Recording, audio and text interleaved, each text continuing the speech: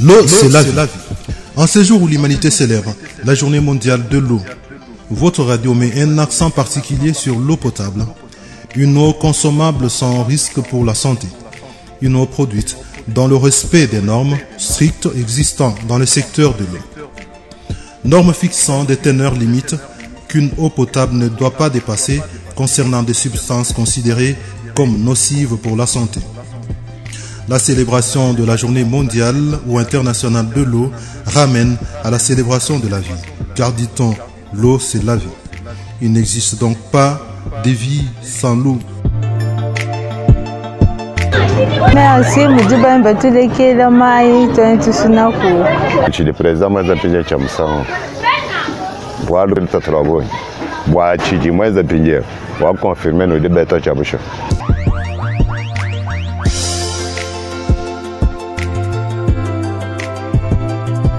Cependant, l'eau puisée à l'état normal ou naturel subit plusieurs traitements avant d'être acheminée dans les circuits de distribution. Dans ces cadres, la Régie des eaux direction Grand Kasaï oriental, sous la conduite de la direction générale, tenue de main de maître par le directeur général David Chulumba, s'ébat nuit et jour pour accomplir sa mission régalienne d'assurer la desserte en eau potable à la population du Kasaï oriental. Elle rend disponible l'eau salubre en quantité suffisante pour ainsi favoriser l'hygiène essentielle pour maladies d'origine hydrique, notamment les maladies diarrhéiques, les infections respiratoires aiguës et de nombreuses maladies tropicales négligées. C'est bien là le grand rôle que joue la Régie des eaux. Elle produit et distribue l'eau potable, une eau que l'on consomme sans risque pour la santé humaine, avec un encadrement d'une réglementation qui impose des normes définissant la qualité exigible de l'eau destinée à la consommation humaine. Comment cette eau est produite?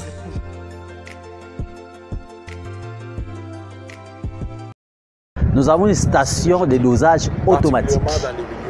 Eh bien,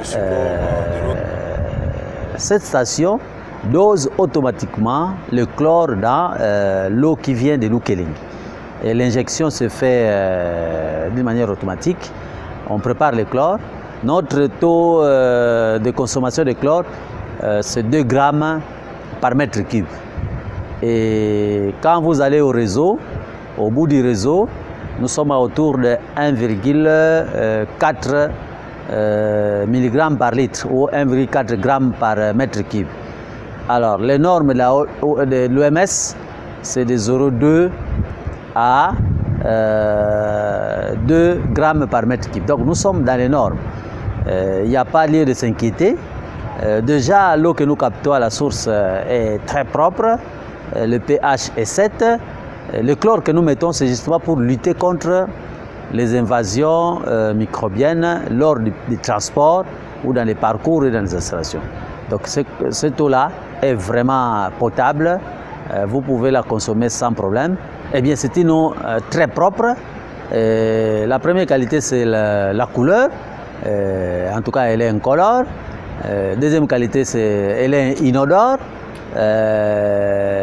Maintenant, les qualités physico-chimiques qu'on ne voit pas, le pH c'est 7, donc ce n'est ni acide ni basique. Nous sommes vraiment à la limite. Et donc, il n'y a pas de crainte là-bas, c'est une eau qui sort des sous-terres. On ne prend pas l'eau de la rivière, c'est une eau qui sort de la roche. Je vous rassure que c'est une très bonne eau que nous captons. Ce que nous faisons, c'est pour la population. Il n'y a personne qui peut s'arroger le droit de dire que ce groupe Motopom, la réseau, ça lui appartient. Non, ça appartient à l'État congolais.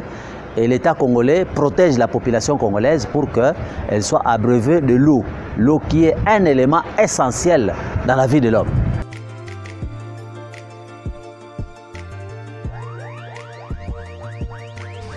Pendant plusieurs décennies, l'accès à l'eau potable dans l'espace Grand Kasaï oriental est resté l'apanage de vrais combattants et combattantes. Moment difficile où les Est-Kassaïens ont fait face au phénomène bidonge. Période où les femmes et les jeunes filles ont été violées parce que, à la recherche de cette denrée de première nécessité à la rivière Lubilanji ou encore à la rivière Nzaba et autres Kanchi et Mouya. Et d'autres tués parce que sortis tard la nuit à la recherche de l'eau potable.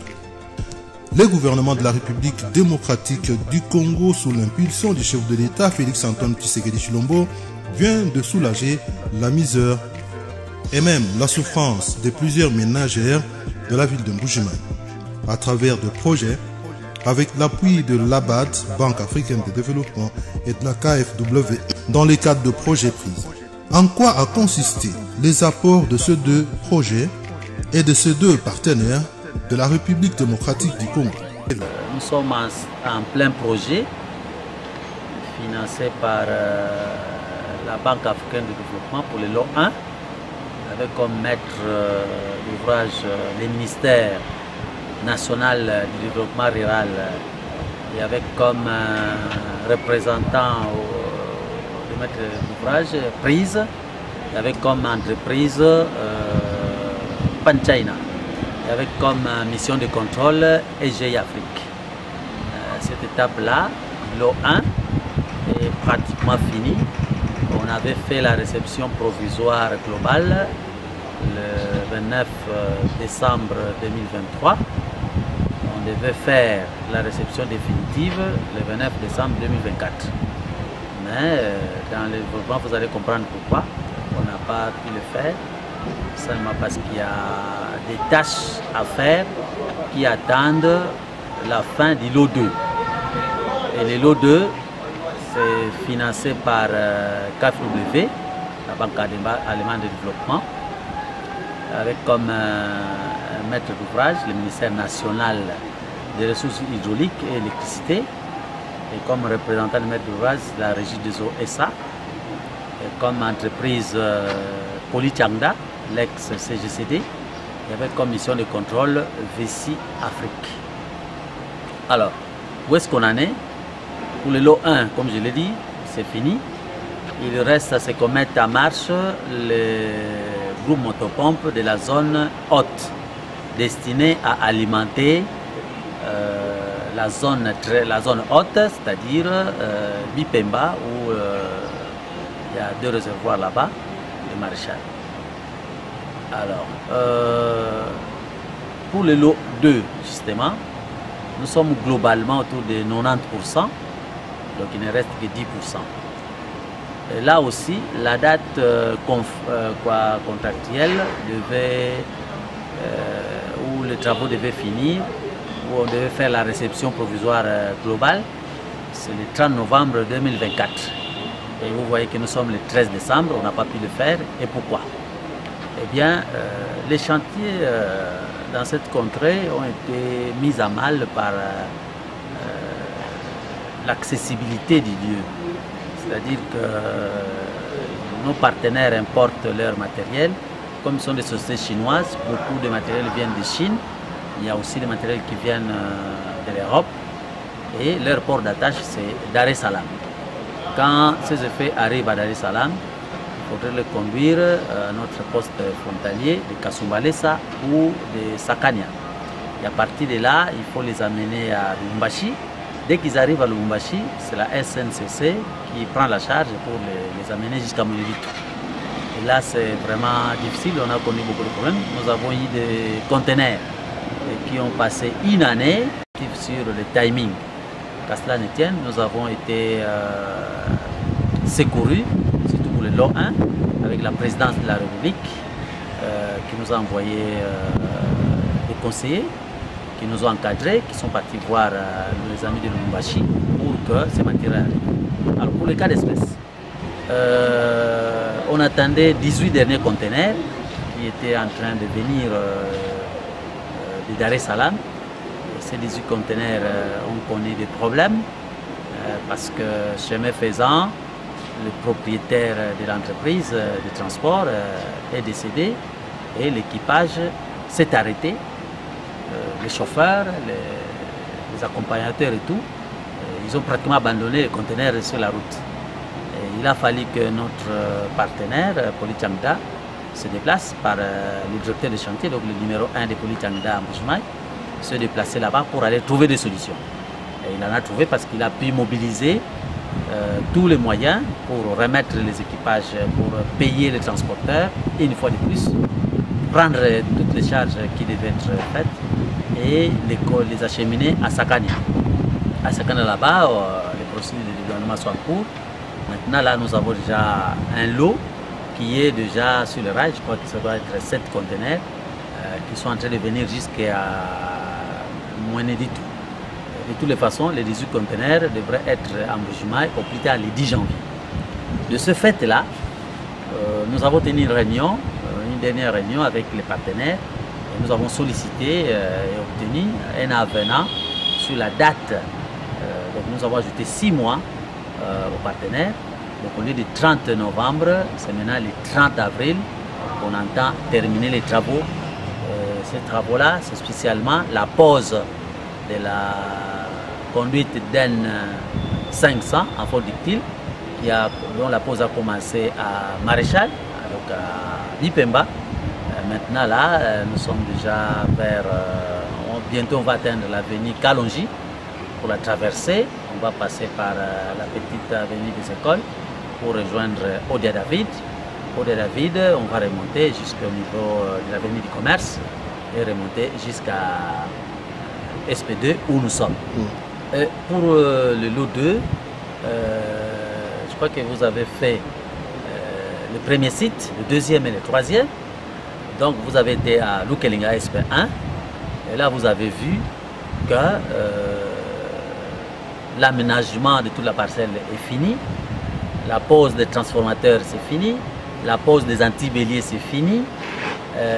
On venait de poser les 5 nouveaux groupes motopompes qui vont capter l'eau à partir du bassin capteur que vous avez vu à Lukelinga.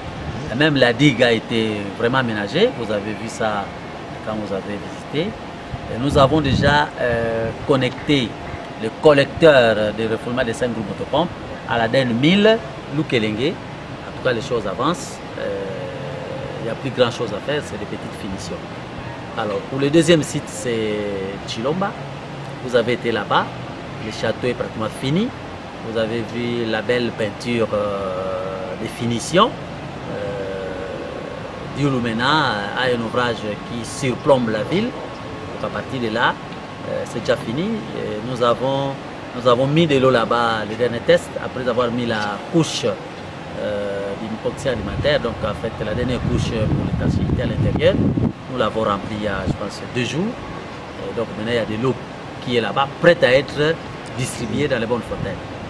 Il reste seulement que la conduite qui va prendre l'eau à partir de SP2, Bakora Panga, et l'amène là-bas. Il reste environ 2 km à poser.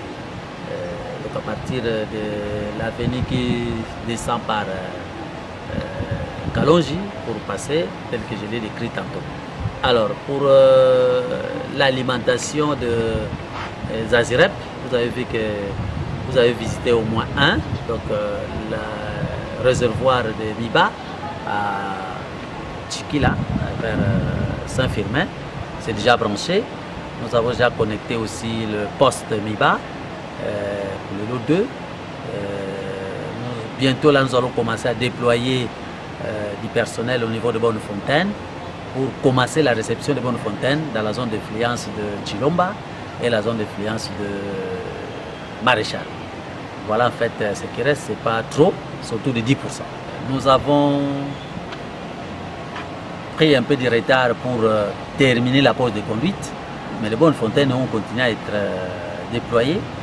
Ne vous en faites pas, pour le lot 2, on n'a pas encore mis les dispositifs d'épuisage. Il n'y a pas encore de robinet.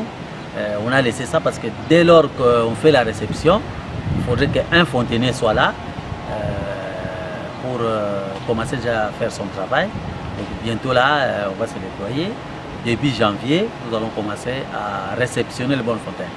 Quand nous réceptionnons les Bonnefontaines, c'est qu'on met déjà en service ces Bonnefontaines avec du personnel.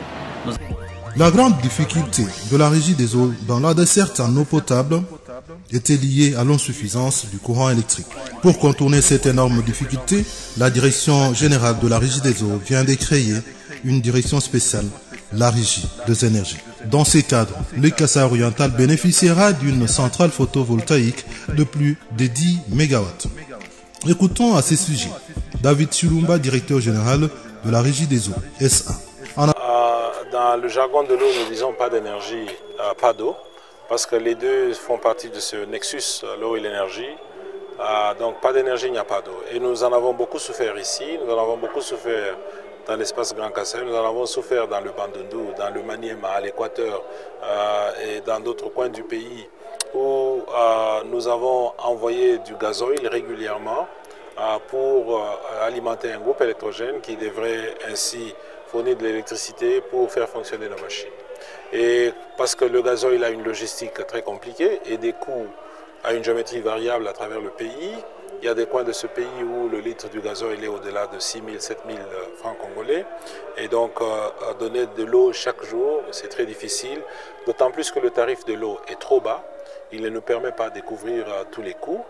Et donc, il arrive dans certains coins qu'on donne de l'eau 2 jours par semaine pour quelques heures. C'est essentiellement un problème des tarifs, mais aussi un problème des coûts. Alors, à la Régie des eaux, nous avons diversifié nos activités. Nous avons créé une branche dans le secteur de l'énergie.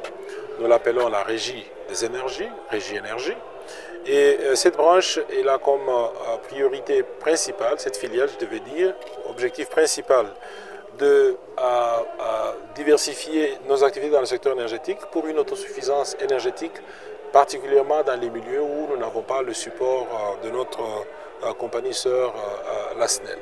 Il y a beaucoup de coins de ce pays où la SNEL n'est pas là, comme ils sont dans d'autres coins où peut-être nous on n'est pas là, mais particulièrement dans ces coins où ils ne sont pas là et où, là où nous sommes.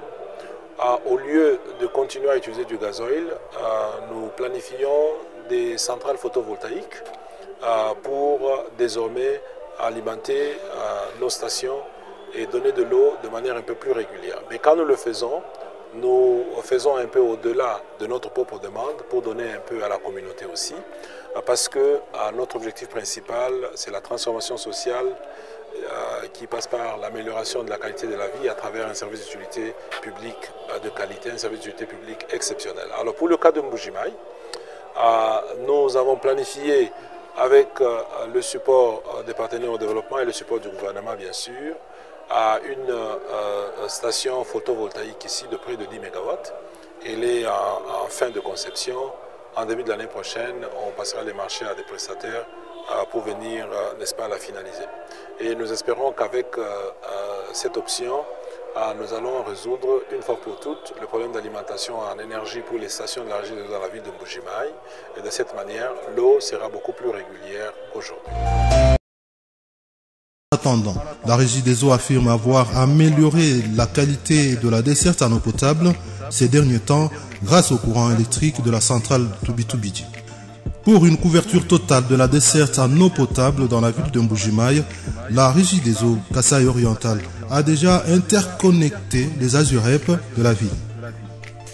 La gestion de bornes fontaines posant de temps en temps des problèmes, la Régie des eaux a décidé de recruter de jeunes fontainiers dans la zone d'affluence de Chilomba avant la réception de bornes sur base de certains critères. Quand nous réceptionnons les bonnes fontaines, c'est dire qu'on met déjà en service ces bonnes fontaines avec le personnel. Nous avons lancé dernièrement un avis de recrutement parce que nous voulons que nous ayons de bonnes fontaines, qu'on ait des jeunes diplômés qu'on va former. On va s'assurer de leur intégrité morale, de leur honnêteté, de leur qualité pour qu'ils ne trempent pas dans la malfaisation. À ce jour ici, j'ai déjà 142 candidats. J'ai reçu des lettres pour 142 candidats. J'attends encore parce que les bonnes fontaines, c'est au bout de 272. Donc je lance encore à cette occasion un appel aux jeunes gens qui veulent bien devenir fontainiers, qui nous posent leurs problèmes. On va les sélectionner, on va organiser un test avec l'INPP. Donc on va sélectionner ces jeunes gens.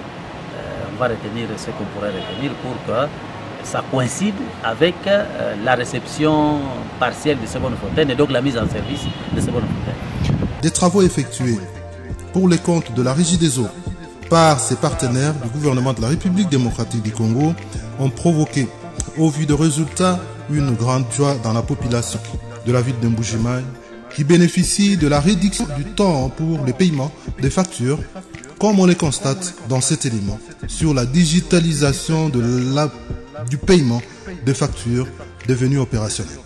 Autant d'éléments qui justifient la satisfaction de la population du Kasaï oriental habitant la ville de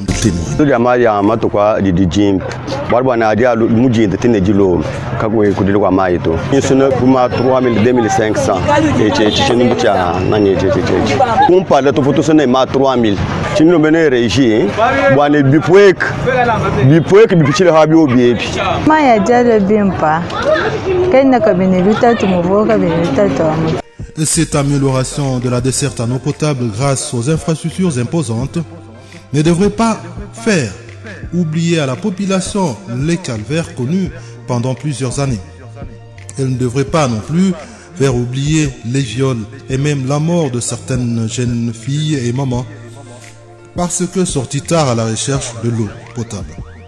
Ceci devrait plutôt amener cette même population à s'approprier de ces acquis afin de pérenniser la desserte en eau potable sur la ville. Dans ces cadres, la protection du patrimoine de la région. Et donc, il faut protéger, il ne faut pas laisser des gens détruire ce patrimoine parce que c'est un patrimoine qui va faire des années et des années. Nous passons. Un jour après, nous allons partir, soit mutation ou bien nous quittons l'entreprise parce que nous aurons atteint l'âge de la retraite. Mais ce patrimoine va rester. C'est pour nous, c'est pour nos enfants et pour nos petits-enfants de génération en génération. Donc en fait, il faut protéger parce qu'il ne faudrait pas faire la politique de la table rase. Hein? Il ne faut pas, parce que vous êtes à un endroit, vous détruisez tout parce que vous voulez partir. Non, on ne détruit pas les patrimoines. Il faut le protéger. Donc chaque fois que vous voyez quelqu'un qui a tendance à saboter, dénoncez-les, allez alerter la police qui travaille déjà avec nous pour qu'on mette la main sur celui-là qui veut détruire. Parce qu'en détruisant une bonne fontaine, il pénalise une grande marge de la population. Vous savez qu'une bonne fontaine peut être visitée par parfois 50 familles qui puissent dans une bonne fontaine. Et chaque famille, il y a combien de personnes? Maintenant, vous voulez détruire ce patrimoine. Ce n'est pas bien. Outre la protection, les bénéficiaires devraient aussi payer à temps les factures. Sinon, ces belles infrastructures ne seront que des monuments blancs.